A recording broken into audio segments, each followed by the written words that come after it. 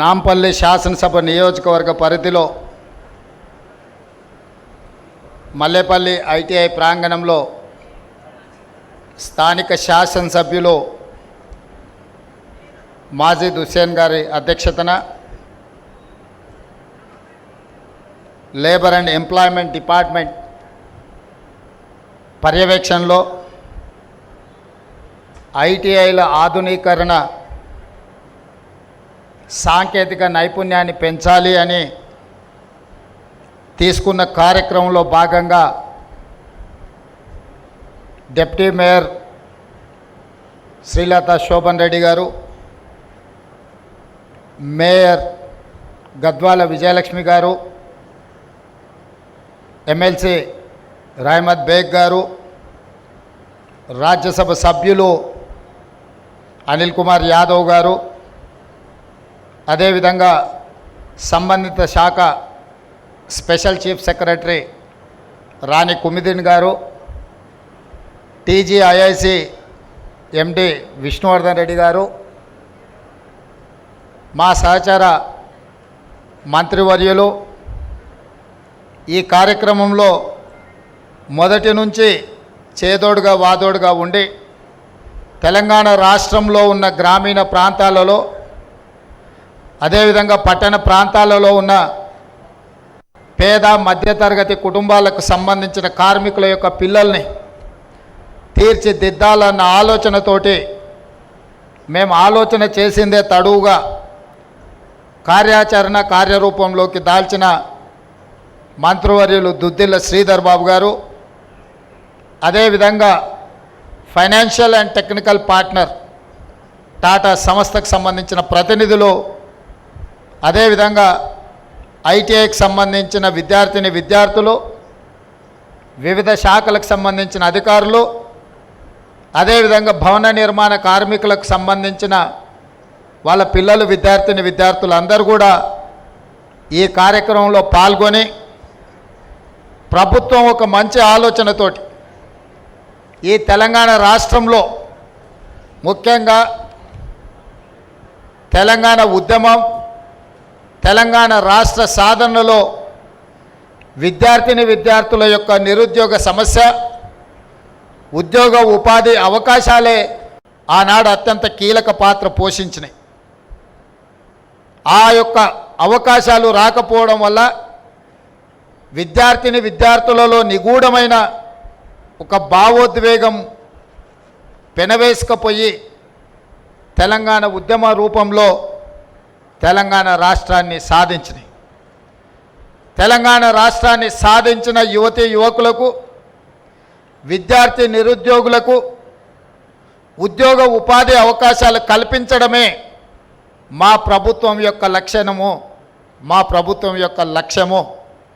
ఆ లక్ష్యంతోనే మా ప్రభుత్వం ఏర్పడిన వెంటనే ప్రజాపాలనలో భాగంగా రాష్ట్రం నలుమూలలో ఉన్న ప్రభుత్వ ఐటీఐలు అన్నిటిని కూడా వాటిని వివరాలు తెప్పించి ఈనాడు ఆ ఐటీఐలు నిరుపయోగంగా మారి విద్యార్థులు అందులో చేరకపోవడమే కాదు, అక్కడ నేర్పిస్తున్న ఏ నైపుణ్యం కూడా వాళ్ళకు ఉద్యోగ ఉపాధి అవకాశాలు కల్పించలేని పరిస్థితి. సమాజం అధునాతనమైన టెక్నాలజీ వైపు వేగంగా పరిగెడుతుంటే ఇంకా 40-50 సంవత్సరాల క్రితం మొదలుపెట్టిన విధానాలనే మనము విద్య రూపంలో, సాంకేతిక నైపుణ్య రూపంలో వాళ్ళకి నేర్పిస్తే వాళ్ళు అది నేర్చుకొని సర్టిఫికేట్ తీసుకొని ప్రపంచంతో పోటీ పడడానికి వస్తే వాళ్ళు నేర్చుకున్న నైపుణ్యం అంతా అసలు ఏమాత్రం ఈ కాలానికి సరిపోకుండా అవుట్ ఆఫ్ సిలబస్ అయిపోయి, అవుట్ ఆఫ్ ఫోకస్ అయిపోయే పరిస్థితి ఉంది. అందుకే విద్యార్థులు, నిరుద్యోగ యువకుల యొక్క ఆలోచన తెలిసిన వాడిగా మిమ్మల్ని అందరినీ మా కుటుంబ సభ్యులుగా భావించి, మా తమ్ముళ్ళో మా చెల్లెల్లో ఒకవేళ ఉద్యోగ ఉపాధి అవకాశాలు లేకపోతే కుటుంబ సభ్యుడిగా, కుటుంబ పెద్దగా వాళ్ళకి ఎలాంటి నైపుణ్యాన్ని నేర్పించాలి, వాళ్ళకి ఎలాంటి ఉద్యోగ ఉపాధి అవకాశాలు కల్పించాలన్న ఆలోచన చేసి అధికారులతో సంప్రదించి మనసు పెట్టి చేసిన ఆలోచననే ఈనాడు ఏర్పాటు చేసిన ఏటీసీలో అడ్వాన్స్డ్ టెక్నాలజీ సెంటర్స్ అని చెప్పి నేను ఈ సందర్భంగా గర్వంగా నేను చెప్పదలుచుకున్నాను. ఎందుకు అంటే మేమేదో పాలకులం అన్నట్టుగా, మేము పాలకులం మీరు బానిసలు అన్న ఆలోచన మా ప్రభుత్వానికి లేదు. మేము సేవకులము, మమ్మల్ని నియమించింది మీరు, మీ ప్రతినిధులము. మీ యొక్క ఆకాంక్షల్ని నెరవేర్చడం, మీ ఆలోచనల్ని అమలు చేయడమే ఈ ప్రభుత్వం యొక్క విధానం. అందుకే ఈనాడు ఈ రాష్ట్రంలో దాదాపుగా 40 లక్షల మంది నిరుద్యోగ యువతీ యువకులు ఉద్యోగ ఉపాధి అవకాశాలు లేక తెలంగాణ పబ్లిక్ సర్వీస్ కమిషన్ చుట్టూతోనో, పోలీసు రిక్రూట్మెంట్ బోర్డుల చుట్టూతోనో, మెడికల్ అండ్ హెల్త్ రిక్రూట్మెంట్ బోర్డుల చుట్టూతోనో లక్షలాది మంది తిరగడంతో సంవత్సరాల కొద్ది కాలం వాళ్ళ సమయాన్ని వృధా చేసుకొని గ్రామీణ ప్రాంతాలలో నుంచి కోచింగ్ సెంటర్ల కోసం హైదరాబాద్కు వచ్చి 10 సంవత్సరాలు మీ విలువైన వయసు, మీ విలువైన కాలము వృధా అయిపోయి ఆత్మహత్యలు చేసుకోవాల్సిన పరిస్థితులు వచ్చిన తెలంగాణ రాష్ట్రంలో దాపురించినాయి. అందుకే వాటన్నిటిని పరిగణలోకి తీసుకొని వాటిని అధిగమించి సర్టిఫికెట్ ఉంటే సరిపోదు, సాంకేతిక నైపుణ్యం ఉండాలి, సాంకేతిక నైపుణ్యమే మీకు ఉద్యోగ అవకాశాలు కల్పిస్తుంది అని చెప్పి నేను బలంగా నమ్ముతున్నా. నా సొంత అనుభవమే నేను చెప్పదలుచుకున్నా. నేను సొంత ఇల్లు కట్టుకుందామని పని మొదలు పెడితే సైట్ సూపర్వైజర్ కోసం నేను కావాలి అని కొంతమంది తెలిసిన వాళ్ళకి చెప్తే engineering graduates, civil engineering graduates or engineering graduates వచ్చి 15,000కు పని చేస్తాము, మాకు అవకాశం ఇవ్వమని అడిగినారు. కానీ మేస్త్రిగా అనుభవం ఉండి నిర్మాణ రంగంలో కొంచెం నైపుణ్యం ఉన్న వాళ్ళని అడిగితే 60,000 రూపాయలు అడిగినారు. నాకు అర్థం కాలే, చదువుకునే ఇంజనీరింగ్ గ్రాడ్యుయేట్ 15,000కు వచ్చేదేంది, పని తెలిసినోడు 60,000 అడిగేది ఏంది అని. అంటే సర్టిఫికెటు మీ జీవన ప్రమాణాలు పెంచవు, మీ ఉద్యోగ ఉపాధి అవకాశాలు పెరగవు. మీరు సాంకేతికంగా అభివృద్ధి చెందిన ప్రపంచంతో పోటీ పడాలి అనంటే సర్టిఫికెట్ ఉండాలి, మీకు సాంకేతిక నైపుణ్యము ఉండాలి. అప్పుడే మీరు రాణించగలుగుతారు, అప్పుడే మీకు అవకాశాలు వస్తాయి. हमारे एमएलए साहब, एमएलसी साहब से मैं एक ही बात कहना चाहता हूँ, बहुत सारे लोग अपने भाई बहनों मिडिल ईस्ट कंट्रीज को जा रहे नौकरी के लिए, ढूंढते उधर जा रहे, यहाँ पर कुछ सीख रहे नहीं. कोई किसी ने कहा तो अरे अच्छा नौकरी मिलेगा, चलो मैं दिलाता हूँ, ले जा रहे, वहाँ छोड़ दे रहे, वहाँ पर कुछ नौकरी मिल रहा है नहीं, वहाँ पर उनको फिर वापस आके घर में शक्ल दिखाने के लिए भी मुश्किल हो जाके वहीं पर गुजार रहे, नहीं तो वहीं पर खुदकुशी कर ले रहे.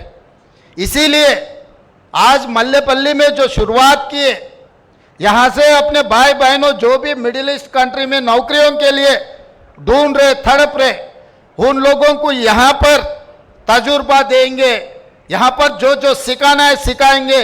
इस देश से मिडिल ईस्ट कंट्री को कोई भी जाएगा, सरकार जिम्मेदारी उठाएंगे, उनके नौकरी के लिए भरोसा देंगे. उनको वहाँ पर कुछ भी तकलीफ आए तो तेलंगाना सरकार उनके तरफ से वकालत लेके उनके तरफ से हम लड़ेंगे. क्योंकि आज के तारीख में खासकर मुस्लिम माइनॉरिटी भाई बहनों बहुत सारे मिडिल ईस्ट कंट्री जा रहे, मगर वहाँ पर जाने के बाद उन लोगों को कुछ समझ में भी नहीं आ रहे हम कहाँ है, क्या काम कर रहा है. कंस्ट्रक्शन, खासकर कंस्ट्रक्शन कंपनी, उसमें ये लोग जो सोच रहा है, ये तेलंगाना ने पूरा हिंदुस्तान में नौकरियों का ज़रूरत है, स्किल लेबर का ज़रूरत है. ప్రతి విషయంలో ఫాల్ సీలింగ్ నుంచి, ఎలక్ట్రికల్ వర్క్ నుంచి, ప్లంబింగ్ వర్క్ నుంచి, డ్రైవింగ్, ఇవాళ రేపు 2 కోట్లు 3 కోట్లు 4 కోట్లు పెట్టి కార్లు కొనుక్కుంటున్నారు. సరైన డ్రైవర్ దొరకకపోవడం వల్ల ఎవరినో ఒకరిని పెట్టుకుంటే వాడు రోడ్డు మీద తీసుకొని పోయి గుద్దితే 10 లక్షలు 20 లక్షలు 50 లక్షలు రిపేర్కే ఖర్చు అవుతుంది.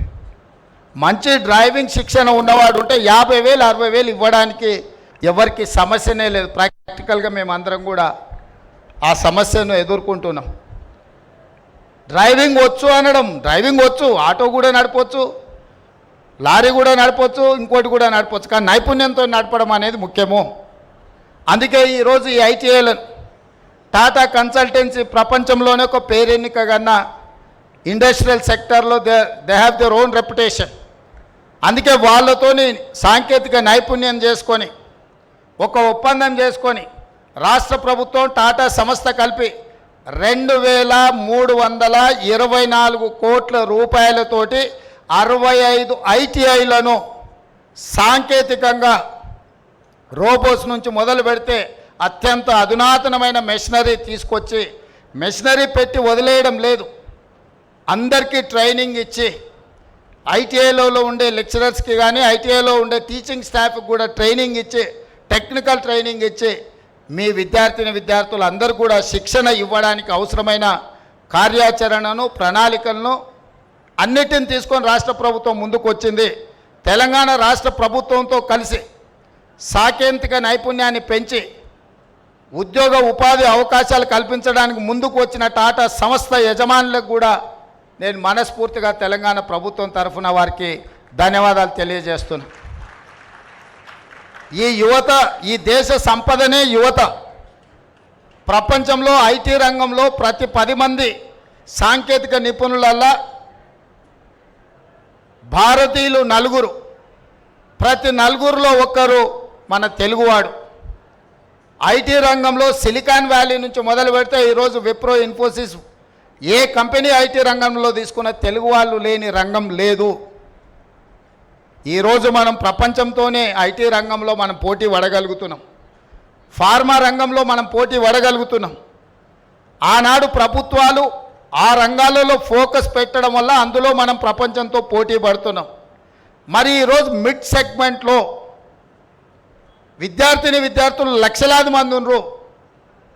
వాళ్ళ ఎడ్యుకేషన్లో సర్టిఫికెట్లో రాణించిన సాంకేతిక శిక్షణ లేకపోవడం వల్ల నిరుద్యోగ సమస్యను ఎదుర్కొంటున్నారు. ఆ మిడ్ సెగ్మెంట్ మీదనే మా ప్రభుత్వం యొక్క ఫోకస్.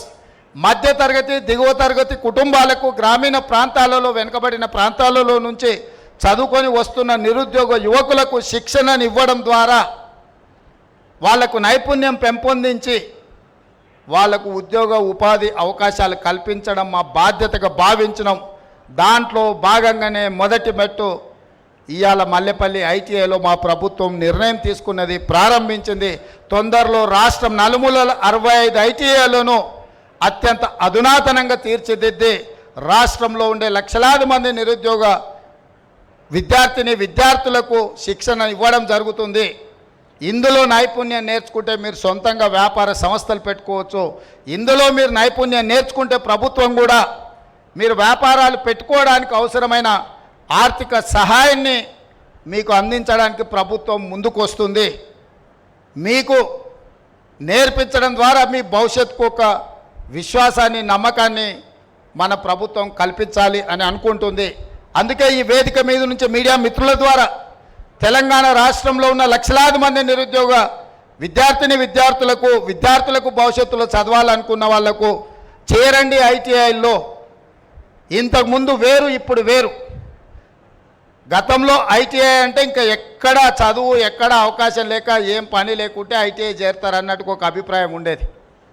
ఇప్పుడు ఐటీఐలో చేరడానికి పోటీ పడే విధంగా అడ్వాన్స్ టెక్నాలజీ సెంటర్స్ కింద ఈ ఐటీఐలను మారుస్తాము.